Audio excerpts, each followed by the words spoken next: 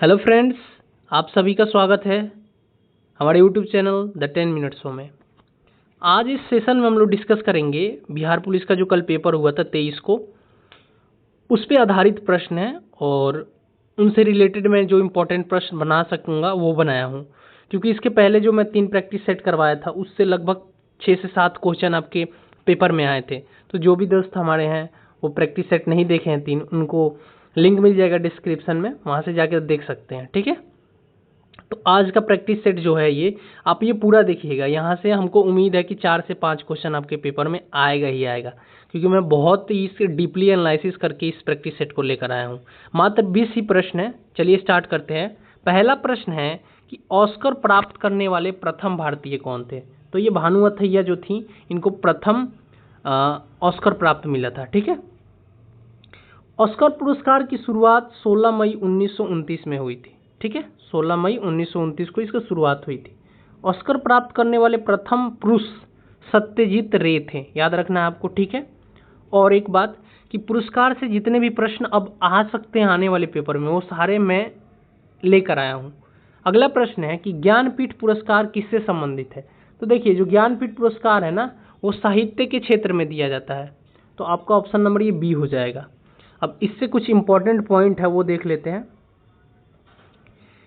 ज्ञानपीठ पुरस्कार देश का सर्वोच्च साहित्य पुरस्कार की मान्यता प्राप्त की है और यह पुरस्कार 1961 में स्थापित किया गया था। पहला पुरस्कार 1965 में दिया गया था, मतलब स्थापित 1961 में हो गया था और पहली बार 1965 में दिया गया था। इस पुरस्कार में 11 लाख रुपए नगद पुरस्कार, एक प्रायश्चित पत्र और विद्या की देवी वाग्देवी की कांस्य प्रकृति प्रदान की जाती है। ठीक है, बंगाली लेखिका आशा पूर्णा देवी यश सम्मान पाने वाली पहली महिला थी और पहले पुरुष थे जी शंकर कुरूप, जिन्हें 1965 में मिला था। और आशा पूर्ण पहली महिला थी और पहले पुरुष कौन थे? शंकर कुरूप। इनकी एक कविता है द बैम्बो फ्लूट, इन्हीं के लिए इनको मिला था। अगला प्रश्न देखते हैं। अगला प्रश्न है कि राजीव गांधी खेल रत्न पुरस्कार के सबसे कम उम्र के प्राप्त करता है। मतलब राजीव गांधी जो पुरस्कार है सबसे कम उम्र में किसको मिला था? तो ये मिला था विश्वनाथ आनंद को। ठीक है, राजीव गांधी खेल रत्न भारत के सर्वोच्च खेल पुरस्कार है। यह पुरस्कार भारत के पूर्व प्रधानमंत्री राजीव गांधी के नाम पर है। खेल एवं युवा मंत्रालय द्वारा सम्मानित किया गया। 1991 में संस्थाबद्ध और विश्वनाथ आनंद राजीव गांधी खेल पुरस्कार के पहले प्राप्तकर्ता भी हैं और ये सबसे कम उम्र के भी प्राप्त करता है। अब इसमें जो विराट कोहली है, विराट कोहली को भी मिल चुका है। इनको मिला था 2018 में। कब मिला था? एक मिनट, इनको मिला था 2018 में। 2018 में इनको मिला था। पेन सही से नहीं चल रहा है, आप लोग देख लीजिएगा।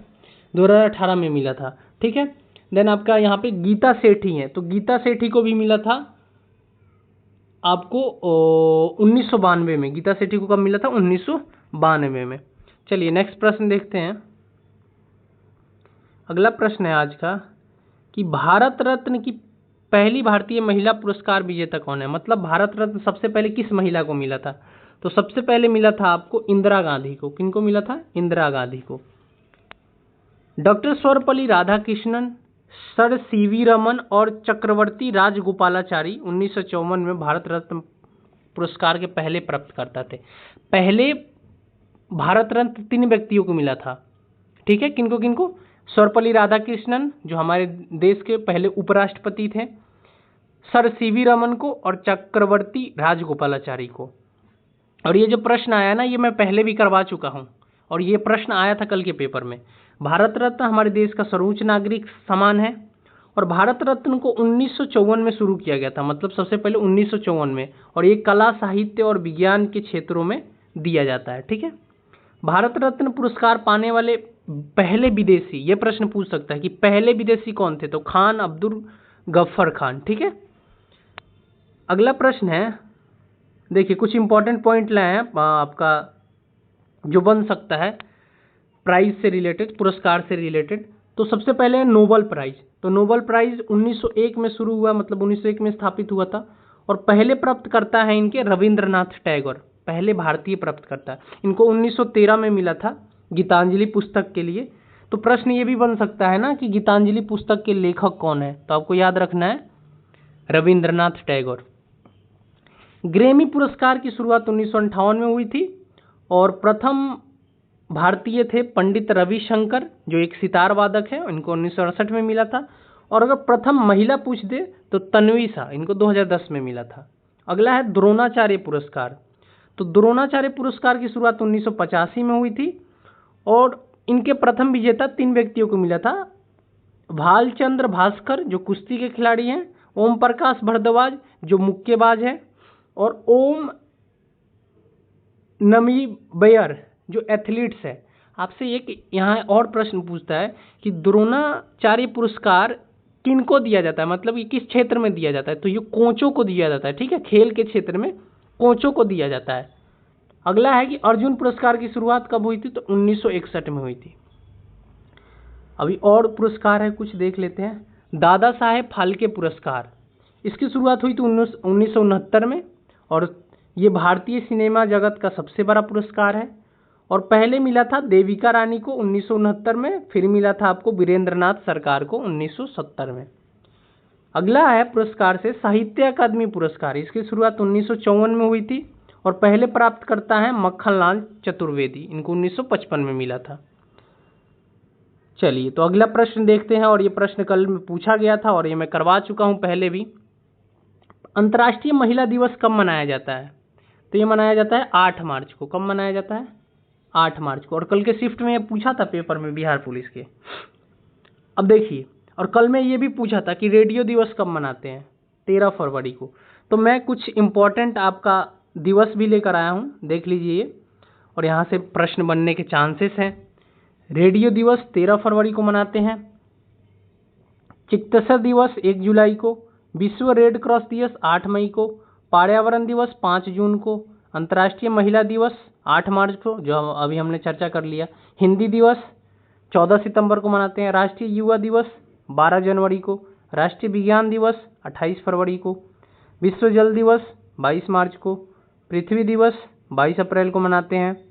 राष्ट्रीय पंचायत दिवस 29 अप्रैल को। और पंचायत किस आर्टिकल में है ये भी याद रख लीजिए, यहाँ से 40 आर्टिकल 40 में है, ठीक है, अनुच्छेद 40 में। राष्ट्रीय मंडल दिवस 24 मई को। अंतर्राष्ट्रीय योग दिवस 21 जून को। राष्ट्रीय भाला फेंक दिवस 7 अगस्त को। राष्ट्रीय संविधान दिवस 26 नवंबर को। और राष्ट्रीय संविधान दिवस को हम लोग कानून दिवस भी कहते हैं, ठीक है। अगला प्रश्न है आज का कि अंतरिक्ष में जाने वाले पहले भारतीय कौन थे, तो अंतरिक्ष में जाने वाले पहले भारतीय थे राकेश शर्मा। कौन थे, राकेश शर्मा। ऑप्शन नंबर आपका ए हो जाएगा, ठीक है। अब इसमें भी कुछ इंपॉर्टेंट पॉइंट मैं लाया हूं जहां से प्रश्न बन सकता है। तो अंतरिक्ष में जाने वाले पहले व्यक्ति कौन थे, तो अंतरिक्ष में जो जाने वाले पहले व्यक्ति थे ना, वो थे यूरी गागरिन, ये पहले व्यक्ति थे। उन्होंने 1984 में सोवियत रॉकेट सोयूज T-11 से उड़ान भरी थी। 1997 में अंतरिक्ष यात्रा करने वाले भारतीय मूल की पहली महिला कल्पना चावला थी, जिनकी उधर से आते समय विस्फोट होने के कारण मौत हो गई थी कल्पना चावला की। तो प्रथम महिला पूछे तो बताना है कल्पना चावला। अभी सुनीता विलियम जो हाल ही में आई थी, आपको पता होगा, यहाँ से भी प्रश्न पूछ सकता है कि सुनीता विलियम एक महिला द्वारा फुल स्पेस वर्क और एक महिला के लिए सबसे अधिक स्पेस वर्क समय 50 घंटे 40 मिनट तक का रिकॉर्ड बनाया है, और ये सबसे लंबे समय तक वहीं रही थी। वो भी आपसे पूछ सकता है सुनीता विलियम के बारे में। और एक नाम यहाँ पे है नील आर्मस्ट्रॉन्ग। तो चांद पे जाने वाले पहले व्यक्ति पूछे तो नील आर्मस्ट्रॉन्ग, ठीक है। अगला प्रश्न है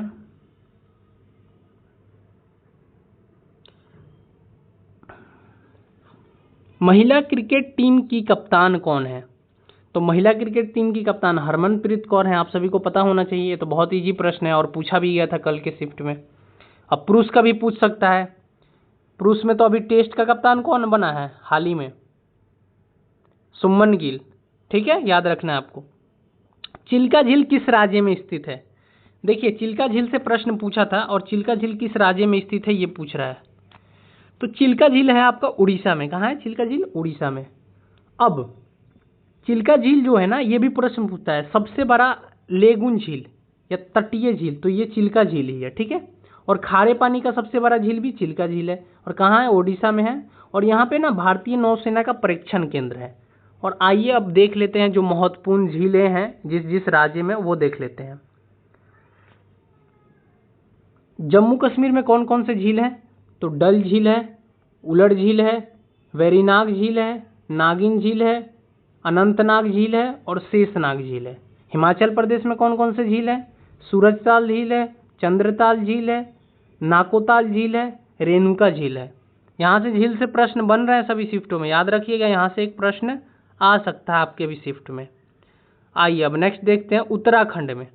उत्तराखंड में भीमताल, सातताल, नैनीताल, राकसताल, मालाताल, खुरापा ताल।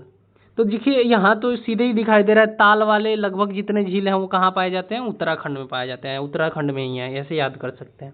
राजस्थान में सांभर झील, पिछौला झील, राजसमंद झील, पुष्कर झील, और एक पुष्कर मेला भी लगता है जो कि राजस्थान में ही लगता है, देवर झील, पंचभद झील, और आपका फतेह सागर झील, और नक्की झील, और जयसमंद झील। ये सभी झील कहाँ स्थित है, आपके राजस्थान में स्थित है। अगला है गुजरात में स्थित झील। तो गुजरात में एक है नल सरोवर और एक है नारायण सरोवर। तो मैं जो इम्पोर्टेंट है ना झील वही लेकर आया हूँ, वैसे तो बहुत सारे झील हैं लेकिन जो इम्पोर्टेंट पेपर में पूछे जाते हैं वो लेकर आया हूँ। महाराष्ट्र में एक है लोनार झील, पवाई झील और सलीम अली सरोवर झील। तमिलनाडु में है पुलिकट झील और वीरनाम झील, ठीक है। अगला है तेलंगाना राज्य का। तेलंगाना राज्य में है हुसैन सागर, उस्मान सागर। केरल में वेबनार झील, अष्टमुडी झील, पेरियार झील, ठीक है, पेरियार नदी भी है, ये भी याद रखना आपको, जो केरल में बहता है।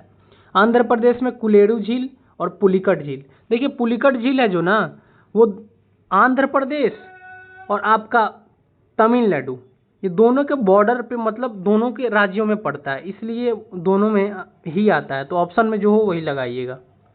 अगला है पुष्कर मेला किस राज्य में लगता है। मैंने तो अभी बताया कि पुष्कर झील भी राजस्थान में और मेला भी लगता है राजस्थान में, ठीक है। अब कुछ इंपॉर्टेंट मेला लेकर आया हूँ मैं, वो देख लीजिए जो किस किस जगह पे लगता है। जैसे चंपारण मेला और सबरी नारायण मेला छत्तीसगढ़ में लगता है, ठीक है। अब ऐसे मत देख लीजिएगा कि चंपारण जिला तो बिहार में है तो चंपारण जिला तो बिहार में मेला लगेगा, नहीं, ऐसी बात नहीं है। चंपारण मेला लगता है छत्तीसगढ़ में।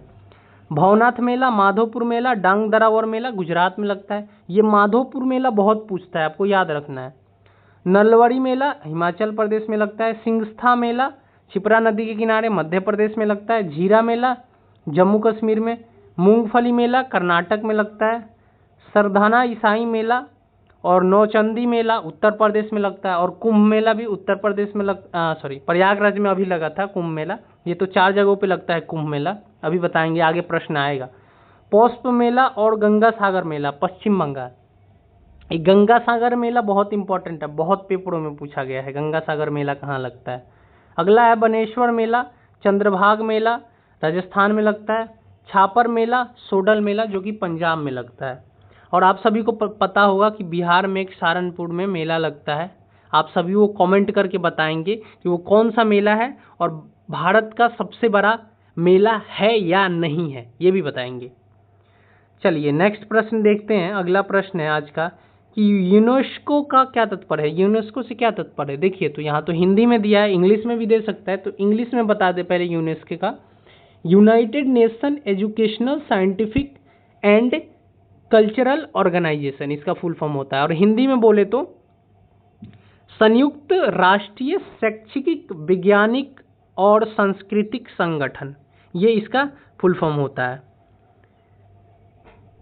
अब इसकी स्थापना देख लेते हैं कब हुआ था। तो 1945 में स्थापना हुआ था और भारत 1946 में यूनेस्को का सदस्य बना। मुख्यालय इसका पेरिस में है और सर्वाधिक स्थल जो है ना इटली में है, इटली से आता है 60 और चीन से 59 और भारत से कितने हैं 43। अभी 44वें की बात चल रही है, मराठा जो हमारे वाले हैं वो।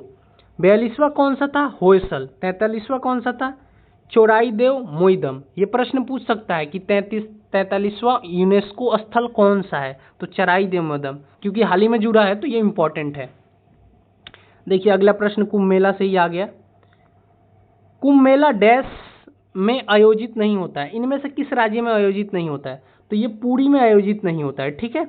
प्रयागराज, हरिद्वार, उज्जैन और नासिक, ये 4 जगहों पर कुंभ मेला लगता है। और हाल ही में कहाँ लगा था? प्रयागराज में लगा था, महाकुंभ लगा था वो। अगला है कि सर्वाधिक जनसंख्या घनत्व वाला राज्य कौन सा है? और ये मैं क्वेश्चन कराया था आपके पिछले प्रैक्टिस सेट में, और वहां से प्रश्न कल के पेपर में पूछा था कि सर्वाधिक जनसंख्या घनत्व वाले राज्य। तो याद रखिएगा 5 राज्य जो हैं, सबसे पहले तो इसका आंसर हो जाएगा उत्तर प्रदेश, क्योंकि उत्तर प्रदेश में सर्वाधिक जनसंख्या है। उत्तर प्रदेश के बाद महाराष्ट्र, बिहार, पश्चिम बंगाल और मध्य प्रदेश, ये 5 राज्य हैं जिनमें सबसे ज्यादा जनसंख्या है। कौन कौन से? उत्तर प्रदेश, महाराष्ट्र, बिहार, पश्चिम बंगाल और मध्य प्रदेश। भारत का मुख्य चुनाव आयुक्त कौन है? ये आपका मुख्य चुनाव आयुक्त पूछा है, क्योंकि अभी ये चेंज हुए थे हाल ही में। तो अभी है श्री गणेश कुमार, पहले राजीव कुमार थे, ठीक है। अगला प्रश्न देखते हैं, यूक्रेन की राजधानी कहाँ है? अब देखिए यूक्रेन, इजराइल, आपका अमेरिका, ये सबसे प्रश्न पता है क्यों पूछेगा? क्योंकि यूक्रेन, इजराइल, इन सब में युद्ध हो रहा है उधर ना। तो जो आपका ट्रेंडिंग टॉपिक होता है ना, पेपर में भी उसी से क्वेश्चन पूछता है। तो यूक्रेन का राजधानी है कीव। आइए अब मैं इससे रिलेटेड ला दिया हूँ जो प्रश्न बन सकता है आपके आने वाले पेपर में, कि यूक्रेन की राजधानी कीव है और यूक्रेन की मुद्रा यूक्रेनी रिविनिया है, ठीक है। और ईरान की राजधानी तेहरान है और ईरान की मुद्रा ईरानी रियाल है, ठीक है। और इजराइल की राजधानी जेरूसलेम है और इजराइल की जो मुद्रा है वो है सोकेल, ठीक है। और आपका अमेरिका का भी पूछ दे तो अमेरिका का कहाँ है? आपका मुद्रा तो डॉलर है अमेरिका का। राजधानी कहाँ है? तो वाशिंगटन डीसी है उसका राजधानी। अगला प्रश्न है कि इलेक्ट्रॉन की खोज किसने की थी? तो इलेक्ट्रॉन की खोज किया था जे थॉमसन ने। किसने किया था? जे थॉमसन ने। इलेक्ट्रॉन की खोज जे थॉमसन ने की थी। प्रोटॉन की खोज रदरफोर्ड ने की थी और न्यूट्रॉन की खोज जेम्स चैडविक ने की थी। याद रखना है, क्योंकि इलेक्ट्रॉन पूछा है तो शायद आपका अगले पेपर में प्रोटॉन या न्यूट्रॉन में से कोई एक पूछ दे। अगला है, एक प्रकाश वर्ष डैश मीटर होता है, मतलब एक प्रकाश वर्ष में कितने मीटर होते हैं? तो ये होता है 9.46 इंटू 10 का पावर 15। ये ऐसे होगा कि 9, पेन तो सही से चल नहीं रहा है, ऐसे लिख के बता देता हूँ। 10 का पावर जो है ना वो 15 है, ठीक है। 10 का पावर 15 है। अगला प्रश्न देखते हैं, दांत में सरल होने पर, माफ कीजिए गलत लिख गया है, ये दांत में सरल नहीं है, दांत में सरण होने पर, सरण होने पर पीएच मान कितना होता है? तो जब दांत में सरण होता है ना तो उसका पीएच मान 5.5 से कम होता है। और अब पीएच मान से कोई भी प्रश्न बन सकता है, उसके लिए मैं कुछ पॉइंट लेके आया हूं कि जहां से प्रश्न बन जाए। जल का पीएच मान पूछ दे तो आपको बताना है कि जल का पीएच मान होता है 7, दूध का पीएच मान 6.4, सिरके का पीएच मान 3 होता है, मानव रक्त का पीएच मान 7.4, नींबू का पीएच मान 2.4, NaCl का पीएच मान 7, शराब का पीएच मान 2.8, मानव मूत्र का पीएच मान 4.8 से लेकर 8.4 तक होता है, समुद्री जल का 8.5, आंसू का पीएच मान 7.4 और मानव लाड़ का पीएच मान 6.5 से 7.5 तक होता है। अगला प्रश्न है कि विटामिन सी का रासायनिक नाम क्या है? केमिकल नेम पूछा है विटामिन सी का, तो इसका है विटामिन सी का क्या? स्कॉर्बिकमल। क्या हो जाएगा? स्कॉर्बिकमल। अब आइए कुछ विटामिन जो दिए उनके नाम और उनसे कमी बीमारी जो होता है उनके रासायनिक नाम देख लेते हैं। तो विटामिन ए का रासायनिक नाम जो है वो रेटिनॉल है और इससे जो बीमारी होता है वो रतौंधी होता है, नाइट ब्लाइंडनेस। विटामिन बी से इसका जो B1 का नाम है थायमीन है और बेरी होता है। विटामिन सी अभी बता दिया मैंने, स्कॉर्बियमल, और इससे बीमारी भी होता है स्कॉर्बी, ठीक है। विटामिन डी का रासायनिक नाम क्या है? कैलिसफ्रोल, और इससे जो आपका बीमारी होता है वो होता है रिक्टस और अस्थि मृदित्व। और विटामिन के का क्या नाम है? फाइलोक्विनोन और रक्त का थक जमना, यानी रक्त का जमना पूछे कि किस विटामिन की कमी से होता है? तो विटामिन के की कमी से। त्वचा का फटना पूछे किस विटामिन की कमी से होता है? तो B2 से। और पूछे विटामिन B2 का रासायनिक नाम क्या है, तो राइबोफ्लेविन। ठीक है, ये बहुत इंपॉर्टेंट है, यहाँ से प्रश्न तो बनेगा ही लग रहा है हमें। अगला है कि GST को डैशवें संविधान अधिनियम द्वारा पारित किया गया।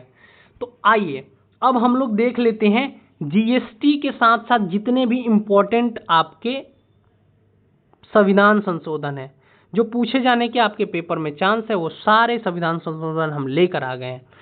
प्रथम संविधान संशोधन 1951 में हुआ था, इससे 9वीं अनुसूची जोड़ी गई थी, भूमि सुधार। ठीक है, 7वां संविधान संशोधन हुआ था 1956 में, और इस संशोधन द्वारा भाषाई आधार पर राज्यों का पुनर्गठन हुआ था, राज्य पुनर्गठन अधिनियम 1956। और सबसे पहला राज्य कौन था, आंध्र प्रदेश। ठीक है, भाषा के आधार पर बनाया गया था। 12वां संविधान संशोधन 1962, गोवा और दमन दीव भारतीय संघ में शामिल किया गया इस संविधान संशोधन से। अगला है 14वां संविधान संशोधन 1962, फ्रांसीसी अधिपत्य वाले पुडुचेरी को भारत का अंग बना दिया गया। 21वां संविधान संशोधन 1967, ये बहुत इंपॉर्टेंट है।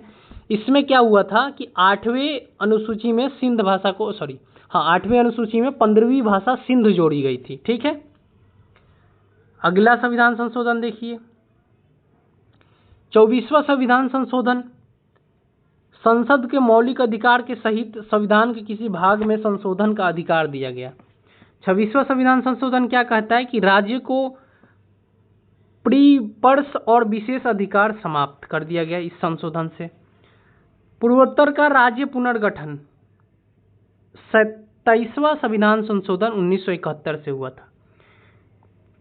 31वां संविधान संशोधन 1973 से क्या हुआ था, लोकसभा का सीट 525 से बढ़ाकर 545 किया गया था।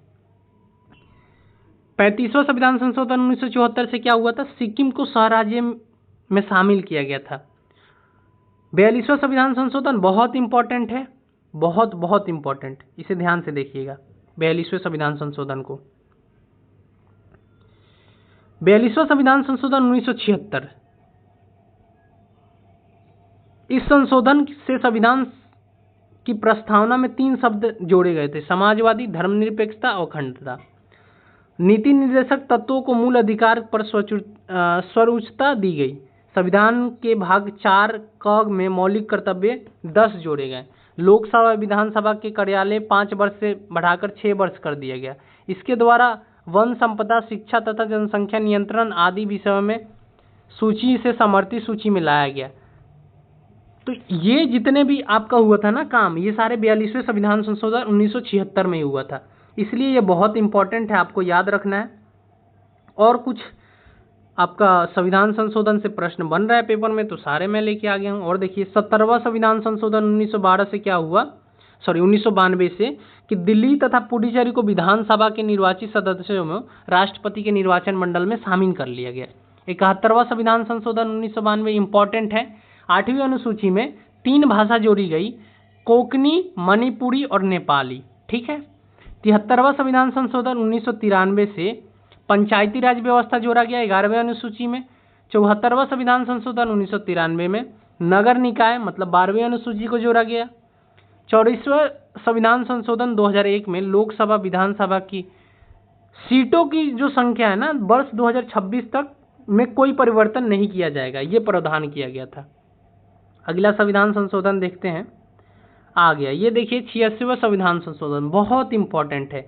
6 वर्ष से लेकर 14 वर्ष के बच्चों के लिए निःशुल्क अनिवार्य शिक्षा प्रदान की जाएगी, इस संविधान संशोधन के द्वारा ये लाया गया था। 91वां संविधान संशोधन 2003, इसके अनुसार मंत्रिपरिषद में प्रधानमंत्री, मुख्यमंत्री सहित कुल सदस्यों की संख्या में 15% से अधिक नहीं होना चाहिए। 92वां संविधान संशोधन 2003 क्या कहता है कि 92वां संविधान संशोधन 2003 से हुआ था कि जो 8वीं अनुसूची है जिसमें भाषा है, उसमें बोडो, डोगरी, मैथिली और संथाली भाषा शामिल किए गए थे। अब अनुसूची में 22 भाषाएं हो गए हैं। पहले कितने थे, पहले 14 भाषा थे, अब कितने हो गए हैं, 22 भाषाएं हो गए हैं। ठीक है, 93वां संविधान संशोधन 2005 से क्या हुआ था कि संस्थाओं में आरक्षण अनुच्छेद 15 की धारा 4 के प्रावधान के तहत किया है। अब आते हैं अगला संविधान संशोधन, 95वां संविधान संशोधन 2010 लोकसभा में अनुसूचित जाति और जनजाति के लिए सीटों का आरक्षण बढ़ाया गया। 96वां संविधान संशोधन 2011 से उड़िया भाषा का नाम बदलकर ओडिया कर दिया गया। 97वां संविधान संशोधन 2001 से नए भाग 9 ख जोड़ा गया जिसका नाम सहकारी समिति हुआ। तो ये आपके इम्पोर्टेंट क्या थे? संविधान संशोधन थे। और आज का आखिरी प्रश्न है कि भारत का सबसे बड़ा डेल्टा कौन है? तो भारत का सबसे बड़ा डेल्टा सुंदरबन है। सुंदरबन की जो फैला हुआ है 1333.10 वर्ग किलोमीटर में फैला हुआ है और ये पश्चिम बंगाल में बांग्लादेश में गंगा और ब्रह्मपुत्र नदियों द्वारा निर्मित है। सुंदरबन मैंग्रोव वन के लिए जाना जाता है और दुनिया का सबसे बड़े ऐसे वनों में से एक है। सुंदरबन को यूनेस्को में भी शामिल किया गया था। 1987 में इसको यूनेस्को साइट में भी शामिल किया गया था। तो आज के थे ये 20 प्रश्न। उम्मीद है कि आपके पेपर में यहाँ से 5 से 6 प्रश्न आएंगे ही। और जो भी दोस्त आखिरी तक वीडियो देखे हैं उनको बहुत फ़ायदा मिलेगा। वीडियो अच्छा लगा हो तो लाइक कर दीजिएगा और चैनल पर नए हैं तो चैनल को सब्सक्राइब कर दीजिएगा। मिलते हैं आपके अगले पेपर के एनालिसिस के साथ।